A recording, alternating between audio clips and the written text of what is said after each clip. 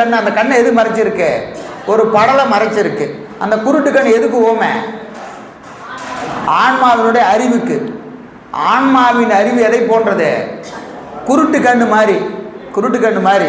இது இந்த அறிவு எது மறைச்சிருக்கு? பாசம் மறைச்சிருக்கு. பாசம் மறைச்சிருக்கு. பாசம் மறைச்சிருக்கிறதுனால நம்ம அறிவு என்ன தெரியல? ஒன்றும் தெரியல, எதுவும் இதுக்கு தெரியல. அப்போ இறைவன் என்ன செய்யறான்? முதல்ல பாசத்தை நீக்கிறான். பாச நீக்கம்.